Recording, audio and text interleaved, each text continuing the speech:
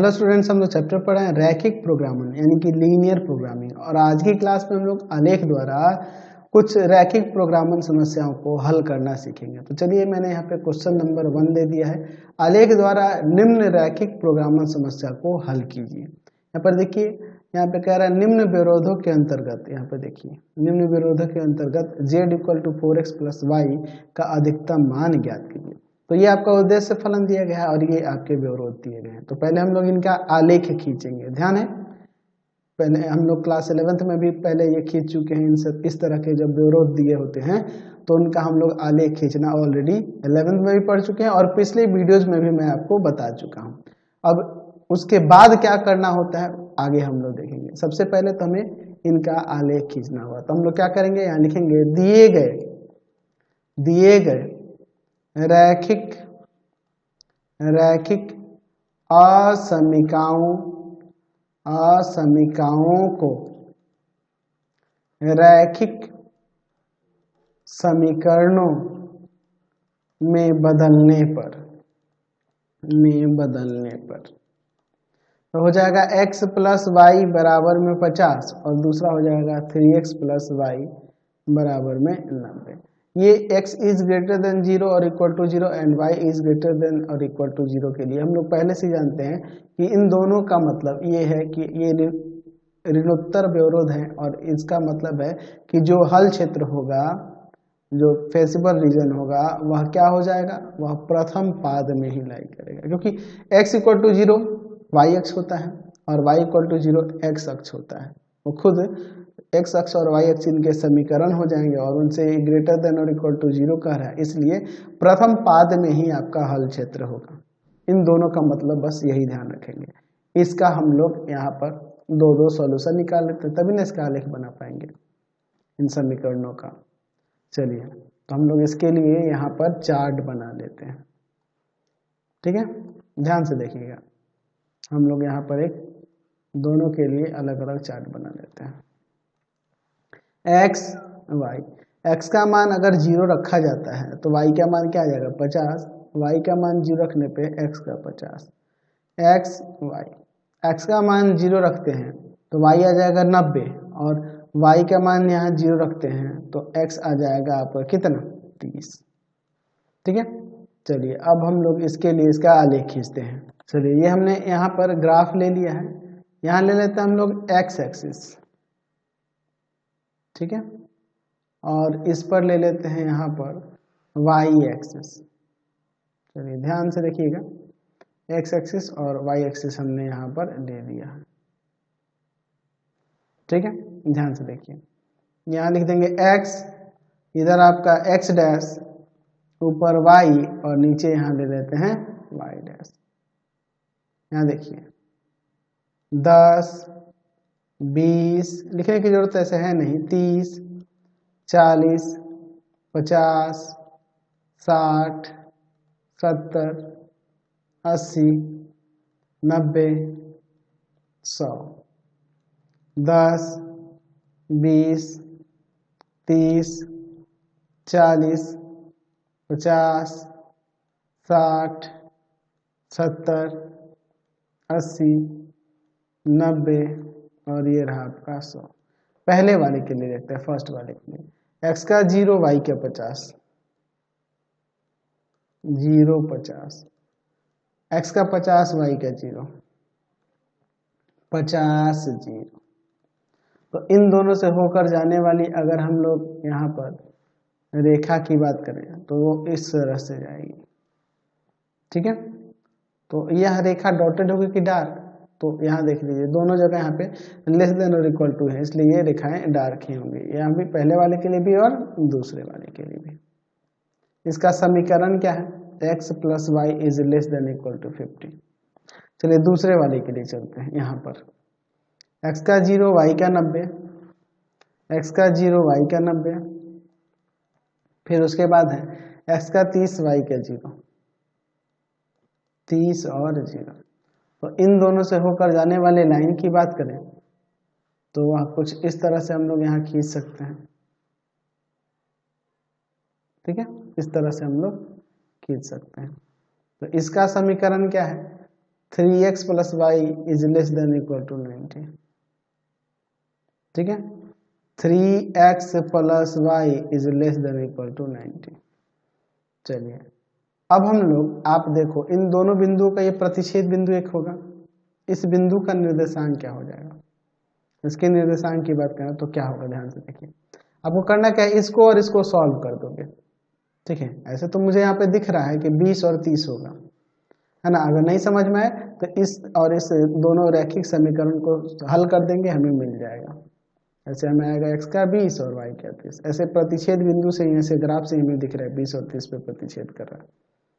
ठीक है, अब देखिए, अब हम लोग चेक करेंगे कि हल क्षेत्र कौन सा होगा इसके लिए। तो हम लोग लिखेंगे 0 0 पर असमीकाएं, असमीकाओं का हमें यहाँ चेक करना होगा। चलिए देखिए, 0 plus 0 is less than equal to 50, यानी कि यहाँ हो गया 0 is less than equal to 50, सत्य है।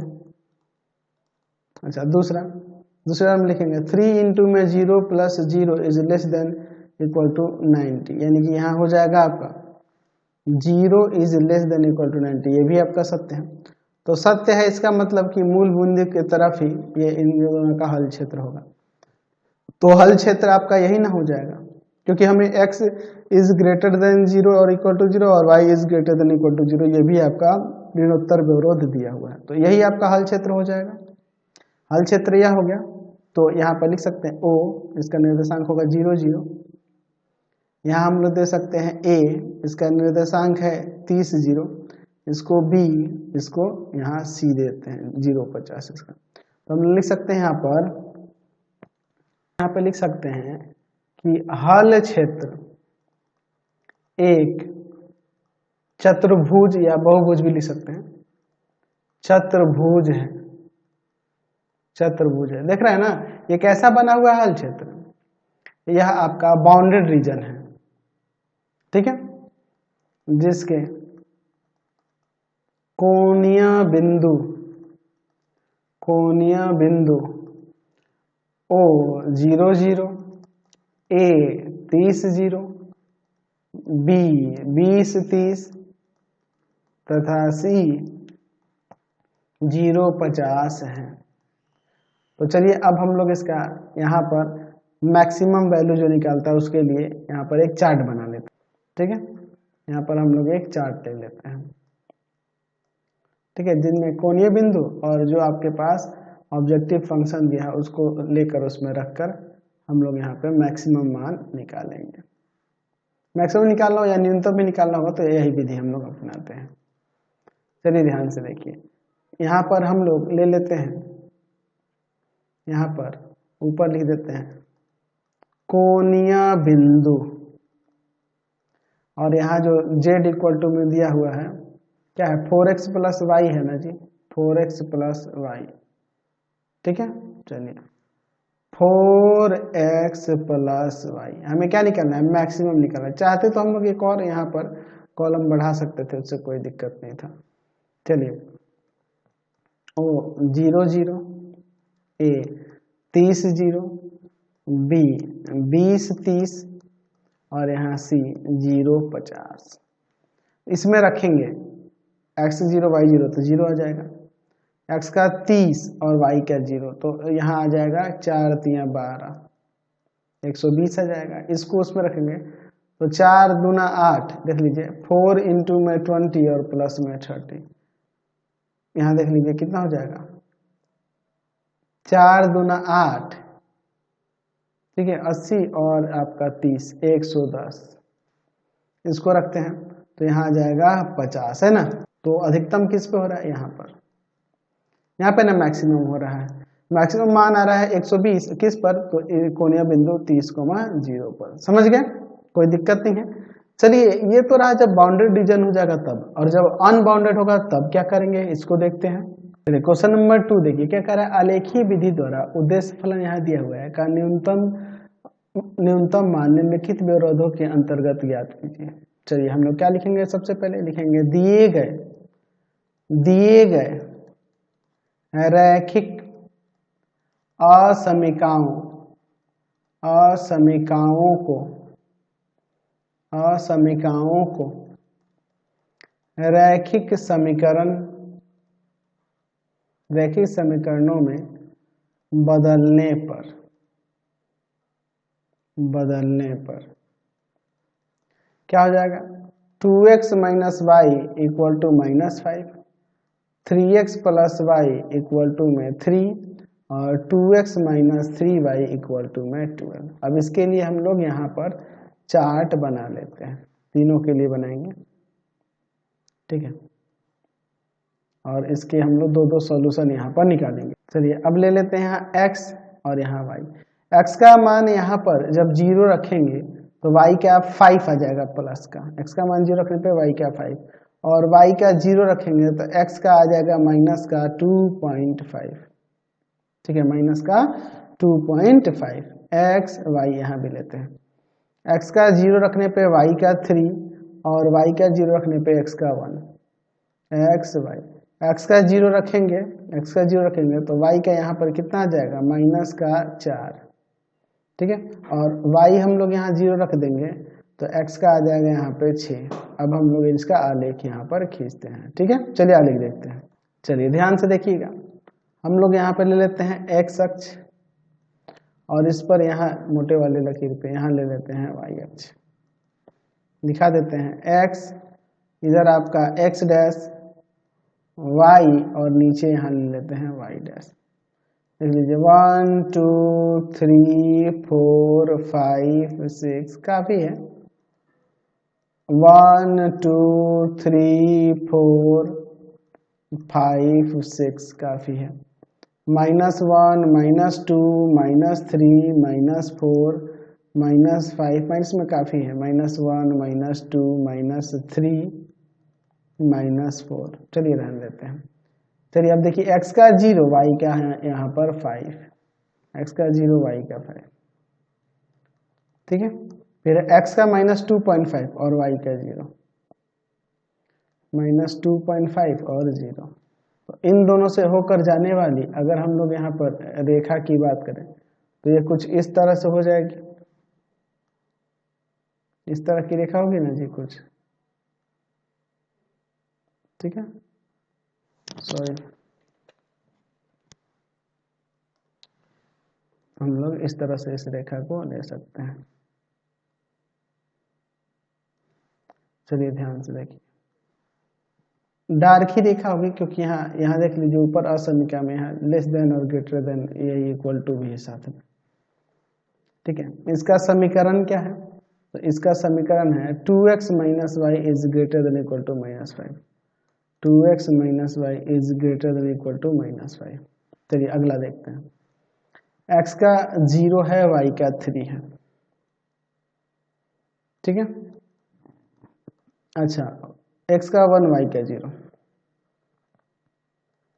1 और 0। तो इनसे होकर जाने वाली जो रेखा होगी ये कुछ इस तरह से हो जाएगी, ठीक है, इस तरह से जाएगी। यहाँ हम लोग दिखा देते हैं, इसका समीकरण जो है 3x प्लस वाई क्या था, लेस देन और ग्रेटर देन क्या है, is greater than equal to 3। अच्छा अगला देखते हैं ये वाले के लिए, x का 0 y का -4, x का 0 y का -4, 0 -4, और फिर है x का 6 y का 0, 6 0। तो इनसे होकर अगर जाने वाली रेखा की बात करेंगे तो वो कुछ इस तरह से जाएगी, नहीं ना होगी। अच्छा एक काम करते हैं, इसको ऐसे दर्शा देते हैं, इसका समीकरण जो है क्या था जी, इसका समीकरण 2x minus 3y is less than equal to 2, 2x minus 3y is less than equal to 12, ठीक है। ये असमीका उससे असमीका के लिए बात है, चाहो तो आप यहाँ पे समीकरण को ही सिर्फ दर्शा सकते हो, ठीक है ना, हम लोग खाली यहाँ समीकरण ही रहने देते हैं। अब देखिए इसके बाद एक काम करते हैं, इस रेखा को थोड़ा पहले और बड़ा कर लेते हैं, जो इसको प्रतिच्छेद करते हुए ऐसे निकले, ठीक है। अब इसका हल क्षेत्र फाइंड करते हैं, हल क्षेत्र क्या होगा इसका, ठीक है। अब देखिए हम लोग पहले असमिकाओं को चेक करेंगे ना, 0 0 पर असमिकाएं, तो एक एक करके सबको चेक करते हैं। फर्स्ट वाली है 2x minus y is greater than equal to -5, 2x minus y is greater than और इक्वल टू -5। ये 0 हो जाएगा, 0 क्या ग्रेटर है और इक्वल है -5 के? ग्रेटर है ना, बिल्कुल सत्य है। अच्छा, फिर हम लोग चेक करते हैं दूसरे वाले, 3x है प्लस वाई है, तो 3 इंटू में 0 प्लस वाई की जगह 0 is greater than equal to 3, देखिए 0 ग्रेटर है और इक्वल है 3 से, असत्य है। 2x minus 3y is less than equal to 12, 2x minus 3y is less than equal to 12, 0 is less than equal to 12, बिल्कुल सत्य है। तो ये और ये सत्य हो रहा है और एक ये असत्य हो रहा है। तो देखिए ये वाला आपका जो ये पहले खींचे हैं, ये वाला 2x minus y equal to -1, ये सत्य हो रहा है, सत्य हो रहा है, यानी कि यहाँ पे देखिए मूल बिंदु अंदर के तरफ, इधर के तरफ हल क्षेत्र हो, इधर के तरफ, ठीक है, इस दिशा में। अच्छा, ये वाला जो है 3x plus y is greater than equal to 3 के लिए असत्य है, तो इसके बाहर की तरफ, इसके इधर, इसके बाहर। अच्छा, और यहाँ पे देखिए इसके लिए, तो इसके लिए सत्य हो रहा है, तो इसके अंदर, तो इसके अंदर, इसके बाहर और इसके अंदर, तो यह वाला क्षेत्र जो होगा इसका हल क्षेत्र होगा। देख लीजिए ये वाला क्षेत्र जो होगा हल क्षेत्र होगा, उसके ऊपर ही लेंगे, ये नीचे नहीं आएंगे, इसके ऊपर ही लेंगे यहाँ पर, ठीक है, क्योंकि हमें प्रथम पाद में ही ना लेना है, यहीं तक, यहाँ तक, क्योंकि ये व्यवरोध भी तो दिया है कि आपका x is greater than equal to 0 and y is greater than equal to 0, तो इसलिए प्रथम पाद में ही ये जो क्षेत्र बन रहा है ये वाला हल क्षेत्र होगा। तो यहाँ देखो ये जो आप हल क्षेत्र देख रहे हैं ये अनबाउंडेड है, ये आगे, इसको आगे बढ़ाएं, इसको बढ़ाएं रेखा को, तो ये घिरा हुआ नहीं है, अनबाउंडेड है।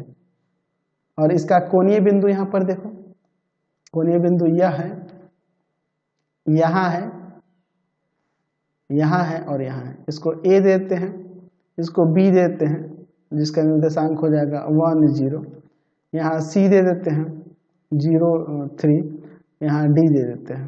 तो लिख सकते हैं कि हल क्षेत्र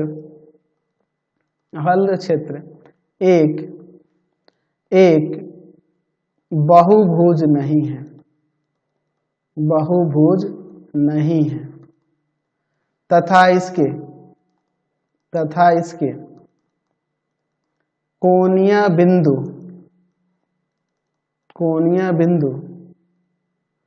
A 6 0, B 1 0, C 0 3 तथा D 0,5 है, ठीक है, ये आपके इसके कोणीय बिंदु हो रहे हैं। और ये हल क्षेत्र जो हो रहा है एक बहुभुज नहीं है, तो जब बहुभुज नहीं होगा इस कंडीशन में, जब हम लोग इसके ऑब्जेक्टिव फंक्शन को लेकर महत्तम या न्यूनतम मान निकालेंगे, और महत्तम या न्यूनतम हो भी सकता है और नहीं भी हो सकता है। चलिए अब इसको थोड़ा समझ लो। अब देखिए इसके बाद हमने यहाँ पे कॉलम्स ले लिए, चलिए अब हम लोग इसके हल की बात कर लेते हैं, मैक्सिमम और मिनिमम वैल्यू वाले। तो हमारे पास ऊपर z इक्वल टू में क्या दिया हुआ है, z इक्वल टू में दिया हुआ है -50x प्लस का 20y, -50x और प्लस का 20y, और यहाँ पे लिखेंगे कोणीय बिंदु, A है 6 0, B है 1 0, C है 0 3 और D है 0 5। अब इसमें हम लोग रखेंगे, तो यहाँ आ जाएगा माइनस का 300, इसमें रखेंगे माइनस का 50, इसमें रखेंगे 60, इसमें ये 0 और 5 रखेंगे, तो यहाँ पे 100, ये ना हो रहा है। तो यहाँ हमें मिनिमम वैल्यू से मतलब था, तो ये वाला जो 300 माइनस का 300 दिख रहा है, यही ना आपको मिनिमम दिख रहा है, तो ये मिनिमम हो भी सकता है और नहीं भी हो सकता है, यह न्यूनतम मान हो भी सकता है और नहीं भी हो सकता है। ऐसा इसलिए क्योंकि जो हल क्षेत्र जो है ये जो आपके पास व्यवरोध दिए हैं उनका जो हल क्षेत्र निकल के आ रहा है वह अपरिबद्ध है, अनबाउंडेड है। तो यहाँ पे लिख सकते हैं कि चूंकि सुसंगत क्षेत्र या हल क्षेत्र अपरिबद्ध है, इसलिए माइनस का 300 जेड का न्यूनतम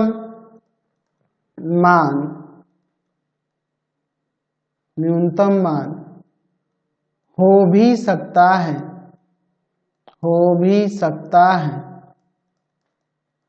और नहीं भी हो सकता है।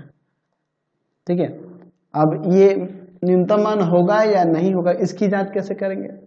तो हमारे पास जो यहाँ पर ये जो देख रहे हैं हमारे पास यह ऑब्जेक्टिव फंक्शन, ठीक है, ये जो ऑब्जेक्टिव फंक्शन देख रहे हैं इसके इक्वल में जो ये माइनस का 50x प्लस का 20y ले रहे हैं, इससे लेस देन ले लेंगे माइनस का 300, ये ऐसा हम लोग मान लेंगे। इसकी जांच करने के लिए, किसकी जांच करने के लिए कि ये माइनस का 300 जेड का न्यूनतम मान है या नहीं है, इसकी जांच करने के लिए हम लोग माइनस का 50x प्लस का 20y इज लेस देन क्या लेंगे, माइनस का 300। अगर यही मैक्सिमम वैल्यू की करता तो ये यहाँ पे इनइक्वालिटी का साइन ऐसे रहता, महत्तम की बात करता तो ऐसे, न्यूनतम की बात करेगा तो इस तरह से रहेगा। यहाँ से हम लोग 10 से सब में डिवाइड कर देते हैं, तो माइनस 5x प्लस का 2y is less then minus का 30। अब हम लोग देखेंगे, पहले लिखेंगे दिए गए रैखिक असमीका को रैखिक समीकरण में बदलने पर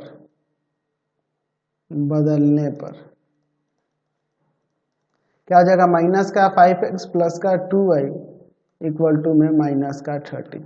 चलिए अब इसके लिए कम से कम इसके दो हल यहाँ पर निकाल लेते हैं।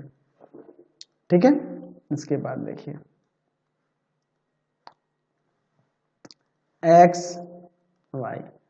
x का मान यहाँ पर हम लोग रख देते हैं, ये प्लस का है ना, ये प्लस का 2y है। x का मान यहाँ पर अगर हम लोग यहाँ रख देते हैं, मान लो रख देते हैं यहाँ पर 4, x का मान 4 रख देते हैं, तो 5 4 जा -20 और -20 उधर जाके प्लस -10 हो जाएगा, 2y इक्वल टू -10 यानी y का वैल्यू माइनस का 5 आ जाएगा।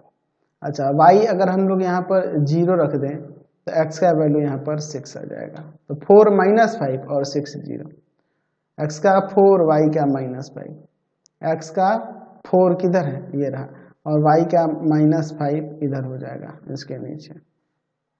ठीक है, x का 4 और y का -5 यहाँ हो जाएगा।